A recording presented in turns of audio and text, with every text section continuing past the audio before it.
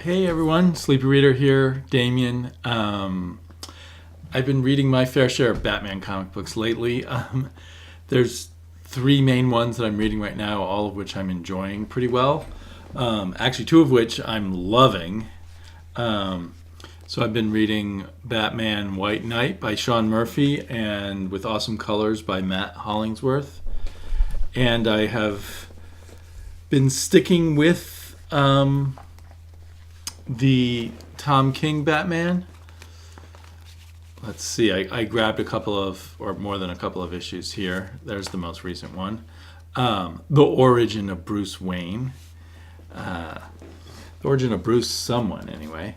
And then another big favorite of mine is Batman Creature of the Night, which I guess is a Elseworld story taking place in a world where Batman doesn't exist, or does he? One that's more like ours with no superheroes, and I think it takes place. I think book one is in the '60s, so I assume we're in the late '60s, maybe early '70s in book two. Another comic that's pretty strongly Batman related that I'm reading right now is the new Justice League series being written by Christopher Priest with art by, is it Pete Woods? Pete Woods, I think. So I'm not sure how to sort out my feelings. I guess the strongest but most confused feelings are with Tom King's Batman. And I meant to, back when I was doing those daily videos, I did a series that I called The Beautiful Room is Empty, and I did part one and part two, and part three was supposed to be I let myself down, or let you down, depending on how you view it. But I meant to do a part three, which was focused on the war of jokes and riddles. And I think I wanted to look at it from various angles, and I thought it was a very interesting, what was it, 6 or 7 or 8 issue series, counting the interludes about Kite Man and whatnot. I think at that point, between that and what I'd read in Mr. Miracle at that point, I kind of was starting to conclude Tom King, in his heart, didn't really like superheroes. That he didn't believe, maybe not like them, he couldn't believe in them. I felt a lack of belief in superheroes in those comics. Since the game of Jokes of Riddles that I have so much trouble thinking of, he's given us a bunch of shorter stories. The Rules of Engagement, which I think was 3 issues, which had a lot of clever stuff in it, but a lot of stuff in it that kind of mild, like a lot of kind of sitcom banter as the romance between Batman and Catwoman, and they sounded very much like an old couple in a romantic comedy, like a rom-com or a sitcom on TV or something. At least that's how I kind of took it. And really cool art by Joelle Jones, and the climactic fight between Catwoman and I can't believe I can't remember, Ra's al Ghul's daughter, Talia al Ghul.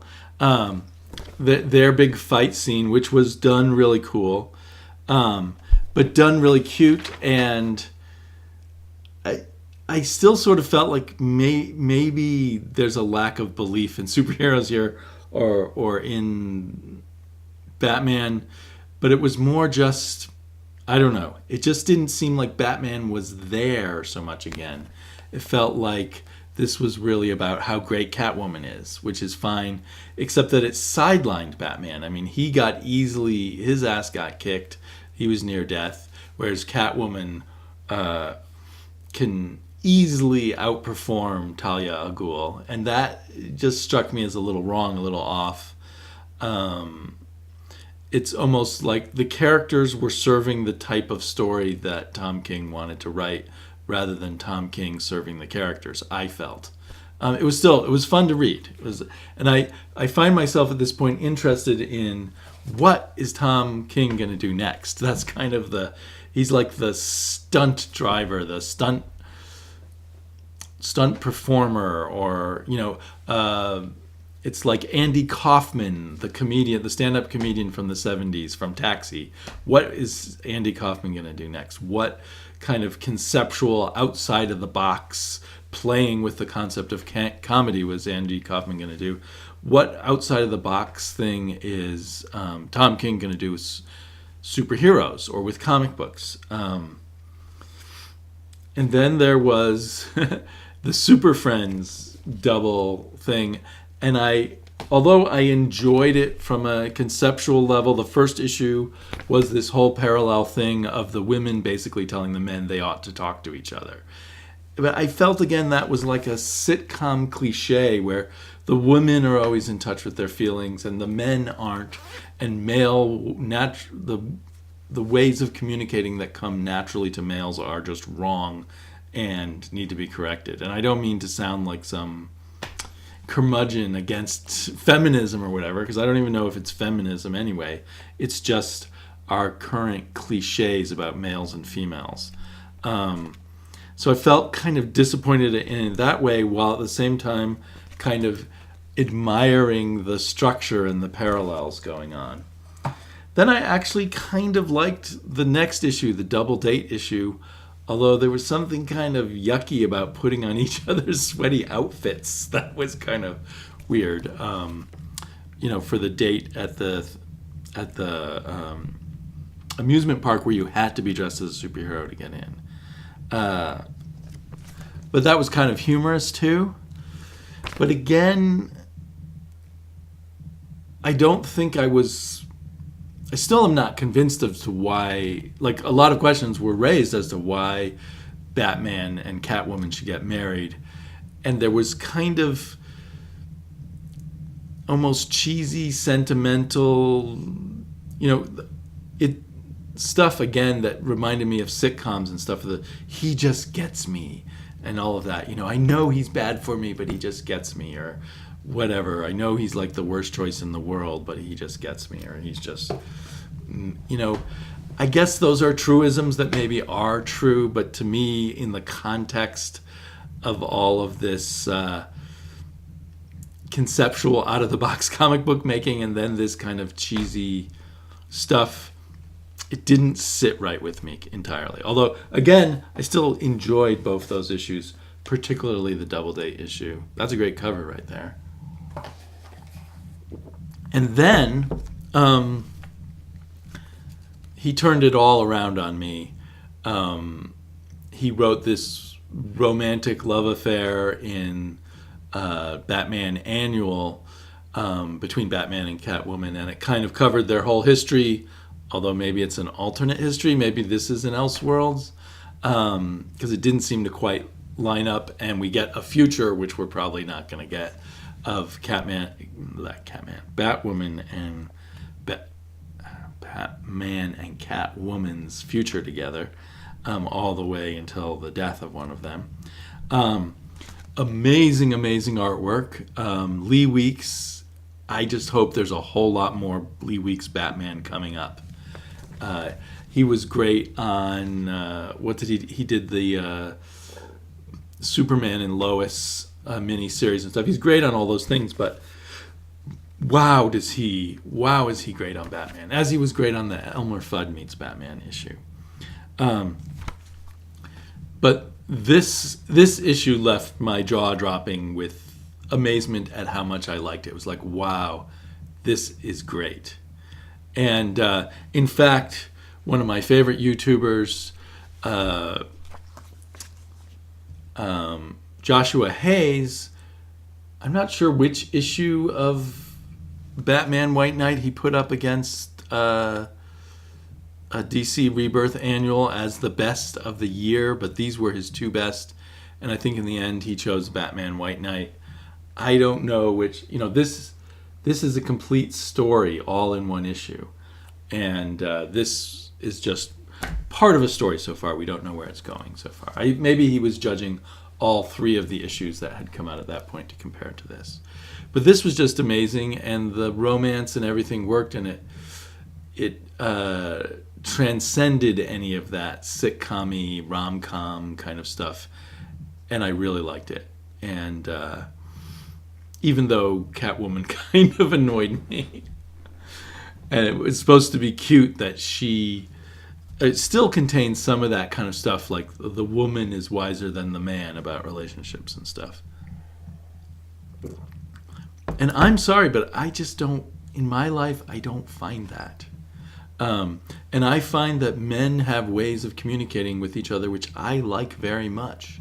I don't like the let's get together and cry and pour out our feelings way of expressing your emotions. I like the male, jokey, and otherwise ways of expressing our emotions. I like those. I consider them, I know what my male friends feel, and they know what I feel. I don't feel like there's a barrier because we don't communicate the way women do.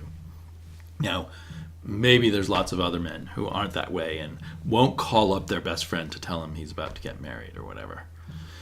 And then we came to this issue, which I've heard other people say they like this cover. I hate this cover. But the interior art's fine by an artist I never heard of. It's very... it looks very much like a lot of other Tom King books with a lot of the 9-panel grid. I think he's going to have to pull away from the 9-panel grid a little bit. We're going to start... It's just almost too predictable.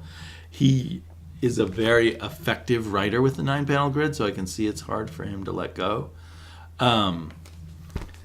This was, on one hand, it was a very good short story, and it's been great that there's been a lot of short stories from Tom King, although some of them I haven't fully understood, like the Swamp Thing one. But I think I pretty much understood this one, and I liked the way it played out and the little mystery.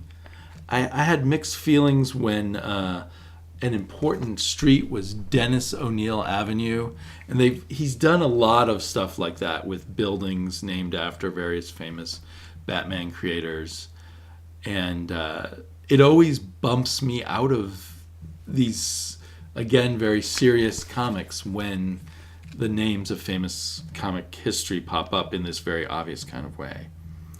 But this is full of amazing touches, like where we see Catwoman asleep and Batman or Bruce unable to sleep while he's thinking about the mystery and showing us the way his mind works through a mystery. That was really great. So this seemed like a different Batman. It seems different all the time, and maybe that's the interesting thing about Tom King, that he keeps slicing Batman in different ways. Some ways are ways that appeal to me more, and some ways that don't. But what really got me, and I think because I've read a series in the past month, I feel like I've read a lot of depressing comics. A lot of them by Tom King, especially like his Mr. Miracle. And before that, the whole War of Jokes and Riddles, to me, was a very depressing story. And this was very depressing. All that, in another way, it's another story where instead of Batman causing a criminal to come into existence, Bruce Wayne has caused one to come into existence. And yeah, it's very grim. It's very depressing. And I felt like, oh God, can't I just feel like in the fantasy world of superheroes that superheroes are effective? And that ties in kind of to all of these, really. But the these other comics don't. The depressingness of Tom King's comics, he's very effective at depressingness. So, and then when he's trying to do the happy relationship stuff, it's sometimes in danger of being a sitcom. So, I don't know what to do with Tom King. I'm fascinated to see what he'll do next. So it's great. But I always feel like the part of me that just wants to dive deep into Batman I feel very unsatisfied at the same time. So, and I tried, like on Twitter, I was trying to do an analogy, like Tom King is more like some kind of formalistic poetry versus, sort of the deep dive into character and story you might take in a novel, as to compare him to, say, the Batman White Knight. I guess I'll come back again to Justice League, but it's interesting because Justice League right now is very directly addressing the whole issue of, do the superheroes create the problem? Are the superheroes really the problem? And again, do superheroes really do good in the world? It feels like maybe they don't. So there's coming from DC, as they started Rebirth, was more of the light, superheroes are fun, let's get back to that feeling. But are they descending back towards the darkness? The darkness isn't always bad, but anyway, I'll come back a little more to Justice League. But since I'm kind of calling this the good Batman book compared to the Tom King Batman, even though, as I said, there's all these facets to the Tom King Batman. But I find Batman White Knight, it's really the good Gotham book. It's about a group of characters in Gotham, including Batman, but he's not really the central character. Napier, the reformed Joker, is really the central character here. And this is a much more looser story compared to something Tom King does, although much tighter than what many writers might do. But he's totally willing to just sort of dive in and work out his ideas and his situations in depth, you might say. Tom King seems to do his kind of conceptual dance or flipping over of different cards like a magic trick. In fact, I meant to say the way he does the 9-panel grid is often like a magic trick of flipping over cards one by one. But this has a meatier feel of a more satisfying exploration of things, even if it's a bit sloppier and it sags at some points. But it's also served by amazing art with, just kind of graphically exciting stuff going on all the time, without most of the time being purposefully showy.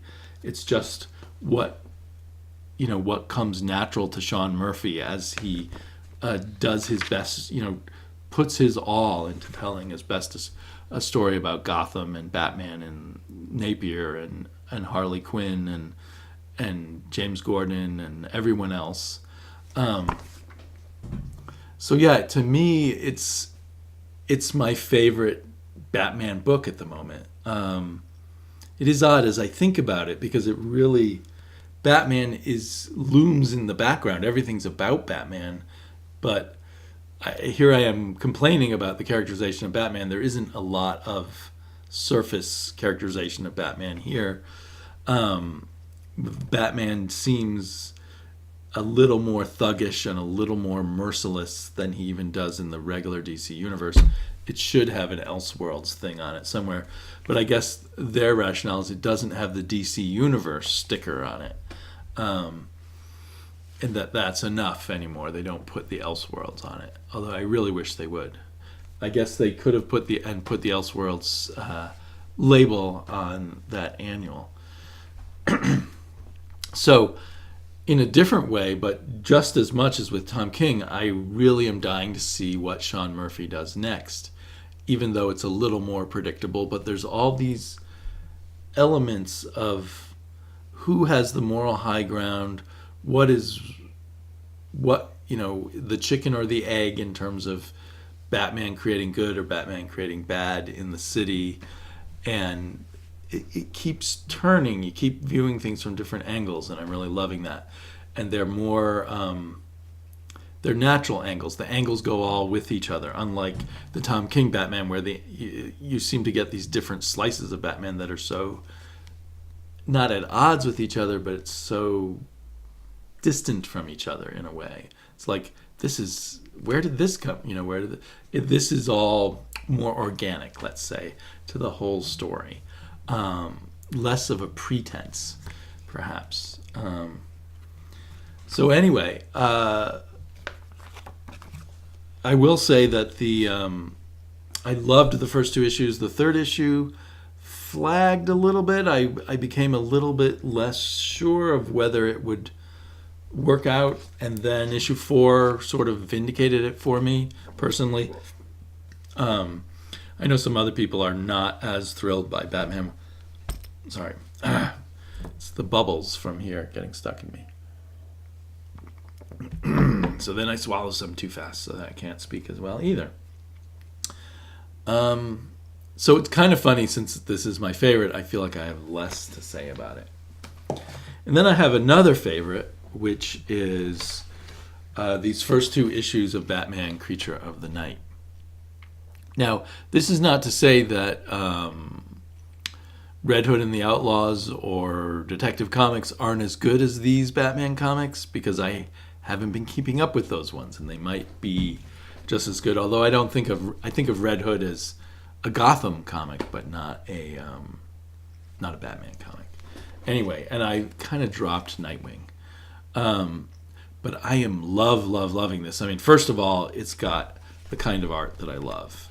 Very inky, very atmospheric. Jean-Paul Leon evokes photographs in an inky kind of way, but it's very satisfying. And the coloring is very good, and Jean-Paul Leon is doing his own coloring, and this is definitely a case of where the artist working with the coloring. You know what this reminds me of a lot is David Mazzucchelli, and even though it's a completely different story than Batman Year One by Mazzucchelli and Frank Miller, it has that satisfying feel to me. So it captures, it's not Gotham, it's Boston, but it captures a nighttime world of crime and I don't know. So and the issue or book 2 is just as good. These each one are 48 pages with no ads. They are more expensive, but for that much money and that few ads and everything, I think they're a really good deal.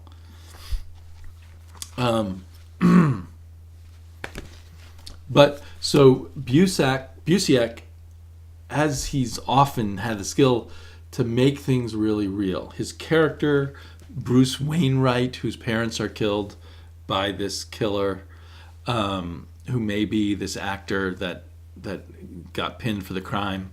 I'm waiting for more of that to develop. The psychology of it, the humanity, the way we're drawn deep into the character is deeply satisfying for me. And again, not something that Tom King would do, although he kind of did it in The Vision. But even in The Vision, it did it in kind of a sideways, conceptual kind of way with lots of literary tricks. This is just dives deep. My only complaint about this comic is the cursive lettering on the captions that are his uncle, who he calls Alfred, his gay uncle, who kind of helped brought him up, but not a whole lot, after his parents died. And I love the mix of narratives, and we got his childlike narrative, and we get more narrative from him as he gets older. The caption lettering becomes more standard comic book lettering. And I don't know why, but I love these caption boxes that look kind of like pieces of paper ripped up.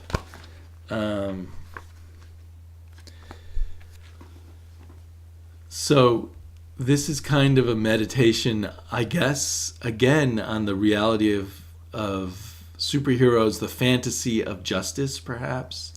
But it's done in a way that, I mean, it's a sad story, especially the first book, but it's done in a way that energizes me and makes me feel interested and not depressed at all or anything like that happens in the Tom King.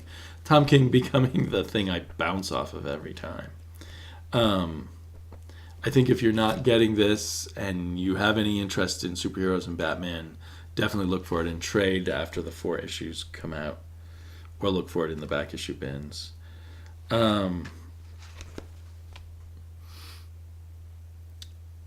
Yeah, it's just wonderfully human story connected to comics.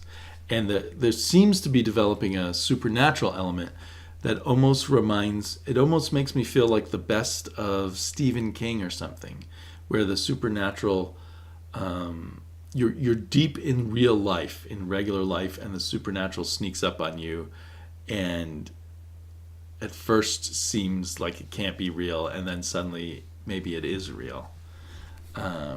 Yeah. So then, just to touch lightly again on the Justice League, I'm a little disappointed in this, in that I have a little trouble following the way Christopher Priest has written this. I like the story he's telling, although it's a bit similar to the Batman White Knight story, in the sense of superheroes out of control and questioning whether they do good at all, or whether they're really kind of the bad guys, and whether their activities where they are masked and gloved and can't be identified by authorities allow other people to commit crimes and do stuff. But then there's all these jumps and cuts and sort of quick assumptions in the way it's written. So, for instance, at the end of this most recent issue, something's happening here, and I don't know what it is. I missed the clues and who we're talking about. I don't know if Black Canary is involved. And then suddenly this guy appears. I'm your biggest fan. Where is he? Where is he appearing? In this bar where the people were making out? Or is he on the Justice League satellite, for instance? I think that Priest is trying to do some kind of hard-edged narrative where we flip quickly from one thing to another, and he's trusting my intelligence to follow what's going on, and my intelligence isn't quite working. But the basic message here, the basic material of superheroes doing maybe more harm than good at times, is, given all this other stuff with Tom King, and Tom King, who can't seem to really believe in superheroes in my mind, and then the Batman White Knight that's kind of doing interesting turning things on their head. This seems too much of the same message. So I feel almost inundated by the idea that superheroes just can't exist. Superheroes wouldn't work. Superheroes would cause more harm than good, which is maybe true. I don't know. I don't live in a world with superheroes. Maybe this is reflecting people's disenchantment with the police, or disenchantment with the ability of government to do good. I don't know. That just popped into my head. But yeah, I kind of need some happy, effective Batman. Last I dropped off of, did not literally dropped off of Detective. I'm still getting the issues. I just need to read them. But there was a lot of, with that, in Detective, there was that, what was it called? The League of Victims, or the First Victims, or whatever. That was also a sort of questioning of the whole Batman thing. Which is a shame. And I think in a way, the Batman and the Justice League have gotten themselves into a position which I think undercuts their believability, which is that they are known by governments and police, and they work with governments and police, and assume the trust of the police and the governments, and vice versa. And then we have this drama of them suddenly not trusting them anymore. But I think for ongoing superheroes to work, they have to work in secret, and they have to So that there should be the Justice League, but they get together, these superheroes get together in secret, and they're not like big public entities with the whole public knowing that they have this satellite with advanced technology which they don't share with everyone else and use to fight bad guys and stuff. And the same with Batman by himself. I think he has to be less of a known quantity to the police. Maybe I said this in my fantasy reboot for Batman, that there'd be moments where, in my ideal, where Commissioner Gordon would cooperate with him or suspect that he exists and try to help him, but he would remain in the shadows and remain a myth to both the police and the criminals for the most part. Most would not be sure that he exists. And because once you're like the Batman 66, who's a duly ordained licensed officer of the law, an honorary policeman basically, then you got to start questioning all your methods. Police have to obey rules and procedures and laws. They live in a difficult moral world too, but more than a difficult moral world, they have a lot of rules they have to follow, and that makes their life complicated. And they can't just go off half-cocked and solve all the problems the way they see fit. So anyway, the fantasy of superheroes is under attack again. And I enjoy it being attacked every now and then. I loved Watchmen totally ripping apart the idea of superheroes. But then I want to go back to comics where I can believe that superheroes work and exist. And even Superman has to be a little bit of a secret, a little bit of an outsider, and people know he exists. But the idea that he is the good citizen who works with the government just doesn't quite... It's always going to fall on its face, I think. Anyway, I went way astray. But I can't wait for more of Creature of the Night and more of Batman White Knight. And I kind of both fear to pick up the next issue of Batman by Tom King and thrill at picking up the next issue of Batman by Tom King to see what he's up to. But my cliche of him right now, not only both that he doesn't quite believe in Batman as a superhero, and that he won't go too deep. He'd rather be like a skipping stone over the surface, and each time he lands, do a different little story, but not go too deep. Although, I don't know, will he follow up on some of these stories he's done? That would perhaps bring it deeper. Like the whole, whatever happened in the Swamp Thing story, if he came back to that, I'd be very interested. If he comes back now to this kid and his butler who became serial killers, vicious, grotesque serial killers, in order to become like Bruce Wayne somehow. That would be interesting to dig deeper. Okay, talk to you all later. I gotta dig deeper into bedtime.